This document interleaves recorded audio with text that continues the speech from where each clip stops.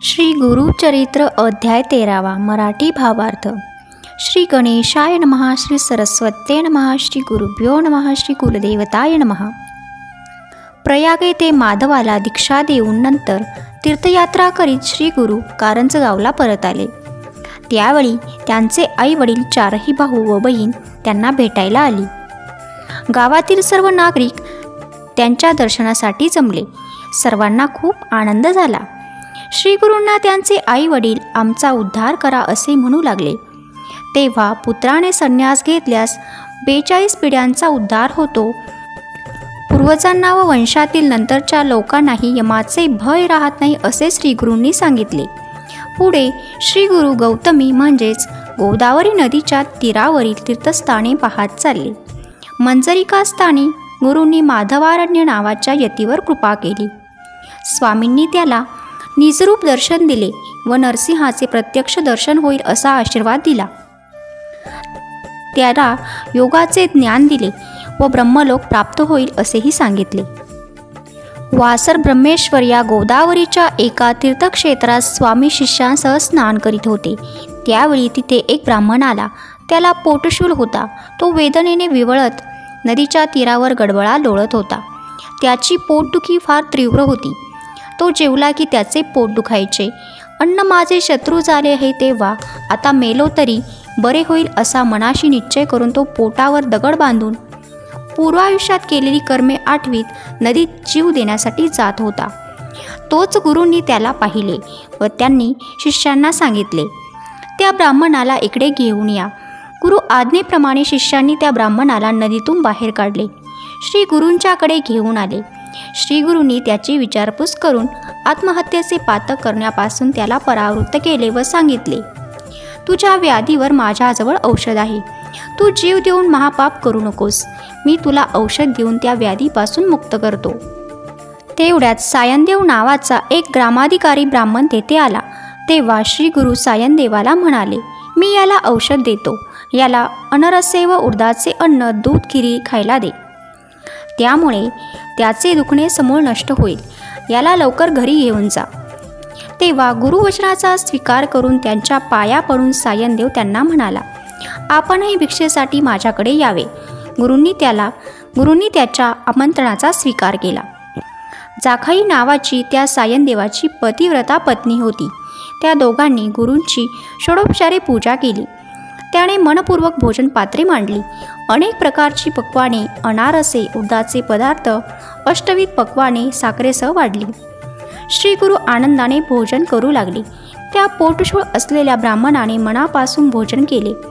श्री गुरूंच्या कृपादृष्टीने त्याची व्याधी गेली। ज्या ब्राह्मणाचे अन्नाशी शत्रुत्व होते तेच अन्न गुरुकृपेमुळे त्याला औषध ठरले व त्याचे दुखणे गेले। ज्याच्यावर गुरुकृपा होते त्याचे जन्मांतरीचे दोष जातात। तिथे शारीरिक व्याधी कुठे राहणार। अशा प्रकारे श्री गुरुचरित्र अध्याय 13 मराठी भावार्थ संपन्न झाला। अवधूत चिंतन श्री गुरुदेव दत्त श्री स्वामी समर्थ। श्री गुरुचरित्र अध्याय 14 मराठी भावार्थ। श्री गणेशाय नमः, श्री सरस्वत्ये नमः, श्री गुरुभ्यो नमः, श्री कुलदेवताय नमः। सायनदेवाने केलेल्या पूजेने संतुष्ट होऊन नृसिंह सरस्वतींनी त्याला वरदान दिले। सायनदेवाने श्री गुरूंना विनवणी केली, मी ज्याची नोकरी करतो तो यवन अतिशय क्रूर आहे। अत्यंत क्रूर असल्याने तो दरवर्षी ब्राह्मणांना ठार मारतो। मला आज त्याच्यासाठीच बोलावले आहे। मी त्याच्याकडे गेलो तर तो माझे निश्चित प्राण घेईल। तरी कृपया या संकटातून मला मुक्त करावे। हे ऐकून श्री गुरूंनी त्याच्या मस्तकावर अभयहस्त ठेवला। तू निश्चितपणे यवनाच्या भेटीस जावे असे सांगितले। तू परत आल्यावरच आम्ही पुढील यात्रेस निघू असे आश्वासन दिले। त्याप्रमाणे ब्राह्मण यवनाकडे गेला। तो यवन महाभयंकर यमासारखा होता। सायनदेवाला पाहताच अत्यंत क्रोधित होऊन तोंड फिरवून घरात गेला। सायनदेव भयचकित होऊन श्री गुरूंचे चिंतन करू लागला। घरात जाताच त्या यवनाला अचानक निद्रेने घेरले। त्याला भास झाला की कोणी ब्राह्मण आपल्या शरीराचे तुकडे करत आहे। त्या भयंकर क्लेशाने यवन जागा झाला। त्याने मग सायनदेवाला न मारताच त्याच्या पाया पडून, तुला येथे कोणी बोलावले, आता लवकर परत जा असे म्हणून त्याने त्याला वस्त्रभूषण देऊन निरोप दिला। सायनदेव आनंदाने लगेच आपल्या गावी वासर क्षेत्र गंगातीरी गुरुचरणांचे दर्शन घेण्यासाठी गेला. श्री गुरूंना त्याने घडलेला सर्व वृत्तांत सांगितला. श्री गुरु संतुष्ट होऊन दक्षिणेतील तीर्थक्षेत्री जाण्यास निघाले. तेव्हा सायनदेव श्री गुरूंना म्हणाले, आपली भक्तवत्सल अशी कीर्ती आहे, तेव्हा मी आपल्या सेवेत अखंड राहण्यासाठी आपल्याबरोबर येऊ इच्छितो. तेव्हा श्री गुरु त्याला म्हणाले, मला दक्षिणेत तीर्थयात्रेला जाणे काही कारणाने आवश्यक आहे. मी तुला 15 वर्षांनी पुन्हा दर्शन देईन. तेव्हा तू मला पुत्र पौत्र व स्त्रीसह भेट. चिंता करू नकोस, सुखाने संसार कर. अशा प्रकारे सायनदेवाचा निरोप घेऊन श्री गुरु वैजनाथ क्षेत्री गेले. तर याप्रमाणे श्री गुरुचरित्र अध्याय 14 मराठी भावार्थ संपन्न झाला. अवधूत चिंतन श्री गुरुदेव दत्त श्री स्वामी समर्थ. गुरुचरित्र अध्याय 15 मराठी भावार्थ. श्री गणेशाय नमः. श्री सरस्वते नमः. श्री गुरुभ्यो नमः. श्री कुलदेवताय नमः. श्री गुरुचा महिमा प्रकट झाला, त्यामुळे अनेक लोक त्यांच्या भजनी लागले. आपल्या कामना पूर्ण व्हाव्यात म्हणून त्यांच्या दर्शनास येऊ लागले. त्यात चांगले वाईट धूर्त सगळेच गुरुपाशी येत होते. सारे शिष्य होऊ पाहत होते. नाना जातीचे लोक येऊन वरदाने मागतील म्हणून श्री गुरु गुप्तरूपाने राहिले. स्वतः परमेश्वर भक्ती पाहून योग्यतेप्रमाणे वर देतो, म्हणूनच श्री गुरु तेथे गुप्तरूपाने राहिले. सर्व शिष्यांना त्यांनी एकत्र बोलावले व तीर्थयात्रेस जाण्यास सांगितले. सर्व तीर्थे करून तुम्ही श्रीशैल येथे मला भेटावे असे सांगितले. तेव्हा श्री गुरूंना शिष्य म्हणाले, तुमच्या दर्शनानेच आम्हाला तीर्थयात्रा करतात. श्री गुरूंच्या चरणापाशी सर्व तीर्थे असतात असे वेदांमध्ये व शास्त्रांतही सांगितले आहे. तरी श्री गुरु त्यांना सूचना देऊ लागले, तुम्ही संन्यासी आहात. 5 दिवसांपेक्षा जास्त वेळ एका ठिकाणी राहू नये. संन्यास घेतल्यावर माणसाने सर्व तीर्थे पाहावीत, मग एका स्थानी स्थिर चित्त करून राहावे, हेही शास्त्रात सांगितले आहे. असे सांगून त्यांनी भारतातील सर्व तीर्थक्षेत्रांची व नद्यांची महती सविस्तर समजावून सांगितली. आमचे विशेष सांगणे असे आहे की तुम्ही धर्माचे आचरण जास्तीत जास्त करावे, मग आम्हाजवळ यावे. बहुधान्य नाम संवत्सर आले की आम्ही श्रीशैल क्षेत्री येऊ. तिथे तुम्ही सर्व शिष्यांनी आम्हाला भेटावे, असा सर्व शिष्यांना श्री गुरूंनी उपदेश केला. तेव्हा सर्व शिष्य त्यांच्या पाया पडू लागले आणि म्हणाले, तुमचे वाक्य आम्हाला परिसासारखे आहे. जो गुरु आज्ञा पाळत नाही तो यमपुरीत अखंड नरयातना भोगतो. तेव्हा आम्ही श्रद्धापूर्वक सर्व तीर्थे करून येतो. शिष्यांचे बोलणे ऐकून श्री गुरूंनी त्या सर्वांना समान रीतीने उद्देशून प्रथम काशी क्षेत्री जाऊन गंगेची सेवा करावी व तिथून यात्रेस सुरुवात करावी असे सांगितले. नंतर श्री नृसिंह सरस्वती वैजनाथ येथे गुप्तपणे राहू लागले. अशा प्रकारे श्री गुरुचरित्र अध्याय 15 मराठी भावार्थ संपन्न झाला. अवधूत चिंतन श्री गुरुदेव दत्त श्री स्वामी समर्थ. श्री गुरुचरित्र अध्याय 16 मराठी भावार्थ. श्री गणेशाय नमः. श्री सरस्वते नमः. श्री गुरुभ्यो नमः. श्री कुलदेवताय नमः. सर्व शिष्य तीर्थयात्रेला गेल्यावर स्वतः सिद्धमुनी गुरुसेवेसाठी श्री गुरूंजवळ राहिले. श्री गुरु वैजनाथ येथे 1 वर्ष होते. तेव्हा एक ब्राह्मण श्री गुरूंच्याकडे आला आणि म्हणाला, महाराज, माझे मन स्थिर नाही. मला माझे गुरु फार टाकून बोलतात, क्रोध करतात, वेदशास्त्र न शिकवता इतर गोष्टी करायला सांगतात. मला त्याचा वीट आला आहे. मी त्यांना सोडून आपल्या चरणाशी आलो आहे. तेव्हा मला उपदेश करावा, ज्ञान द्या. तेव्हा श्री गुरु म्हणाले, ब्राह्मणा, तू स्वतःच आपले अहित करून घेत आहे. तू स्वतःचे गुणानुगुण काय आहेत याचा विचार करीत नाही. तुला ज्ञान कसे मिळणार?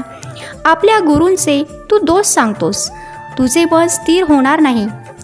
जो कोणी मनुष्य गुरूचा द्वेष करणारा असतो त्याला इह व परलोक काहीच लाभत नाही. जो गुरु सेवा करतो, जाणतो, त्याला सर्व ज्ञात होते. गुरु संतुष्ट झाला तर वेदशास्त्र समजते. अष्टसिद्धी आपल्याला वश होतात. गुरु हाच ब्रह्मदेव, गुरु हाच शंकर आणि गुरु हाच नारायण स्वरूप आहे. मनाचा निर्धार करून गुरुसेवा करावी. अशा प्रकारची गुरुसेवा करण्याने तो प्रसन्न झाला तर तत्काळ सर्व ज्ञान तो शिष्याला देऊ शकतो. त्यांनी धौम्य ऋषीचे 3 शिष्य गुरुकृपेस कसे पात्र ठरले त्याची पुढील कथा सांगितली. धौम्य ऋषी आपला एक शिष्य वेद याला म्हणाले, तू आता शेतात जा व तेथील पिकाचे रक्षण कर. शेतातील धान्य आश्रमात घेऊन ये. गुरु आज्ञेप्रमाणे तो शेताकडे गेला आणि शेतातील तयार झालेल्या धान्याची तेथील लोकरासह कापणी, झोडणी वगैरे काम करू लागला. ती कामे करून धान्य पोत्यामध्ये भरून ठेवले. तो आश्रमात आणण्यासाठी गुरूंनी त्याला एक गाडा दिला. त्याला रेडा जुंपला व तो शेतातून धान्य आणण्यासाठी गेला. शेतातील 2 खंडी भात त्याने गाड्यावर ठेवले. एकीकडे रेडा व दुसरीकडे स्वतः असे दोघे मिळून गाडा आश्रमात आणू लागले. वाटेत एका ठिकाणी तो रेडा चिखलात रुतला. त्याला गाड्याच्या वजनामुळे पुढे जाता येईना. परंतु गाडा ओढताना त्याच्या गळ्याला फास बसू नये म्हणून त्याने रेड्याला गाड्यापासून सोडवले. शिष्याने केलेल्या प्रयत्नांची पराकाष्ठा पाहून गुरु त्याच्यावर प्रसन्न झाले. त्याला आलिंगन देऊन तू वेदशास्त्रात पंडित होशील असा आशीर्वाद दिला. नंतर गुरु आज्ञेप्रमाणे तो आपल्या घरी गेला. अशा प्रकारे धौम्य ऋषींनी अरुणी व उपमन्यू या आपल्या इतर 2 शिष्यांची सुद्धा परीक्षा घेतली. त्यांची गुरुभक्ती, गुरुनिष्ठा व प्रेम पाहून त्यांनाही वेदशास्त्र संपन्न केले. नृसिंह सरस्वती त्या ब्राह्मणाला म्हणाले, गुरुला संतुष्ट केल्यास असाध्य असे काही नाही. हे तुला माहीत असताना तू अविद्येमुळे व्यर्थ भटकत आहेस. एकदा माणसाचे मन मोडले की तो पुन्हा एक होणे फार कठीण असते. हे ऐकून त्या ब्राह्मणाला पश्चाताप झाला. आपली चूक त्याच्या लक्षात आली, परंतु परत गुरुकडे जाण्यास मन तयार होईना. म्हणून त्याने स्वामींना सांगितले, माझे शरीर गुरुद्रोह करणारे आहे, तेव्हा आता मला मरणाशिवाय दुसरा पर्याय नाही. तेव्हा श्रीगुरूंनी त्याची समजूत घातली आणि त्याला अविचारापासून परावृत्त केले. तेव्हा ब्राह्मणाने श्रीगुरूंच्या चरणी वंदन केले. तुम्ही जगद्गुरू असून त्रैमूर्तीचे अवतार आहात, तरी आपण माझा उद्धार करावा असे सांगितले. तेव्हा श्रीगुरू प्रसन्न झाले व त्याच्या मस्तकावर हात ठेवून त्याला आशीर्वाद देत म्हणाले, तुझे गुरु म्हणजे मीच आहे, तरी तू आपल्या गुरुकडे जा. त्याप्रमाणे तो ब्राह्मण परत आपल्या गुरुकडे गेला. अशा प्रकारे श्री गुरुचरित्र अध्याय 16वा मराठी भावार्थ संपन्न झाला. अवधूत चिंतन श्री गुरुदेव दत्त श्री स्वामी समर्थ.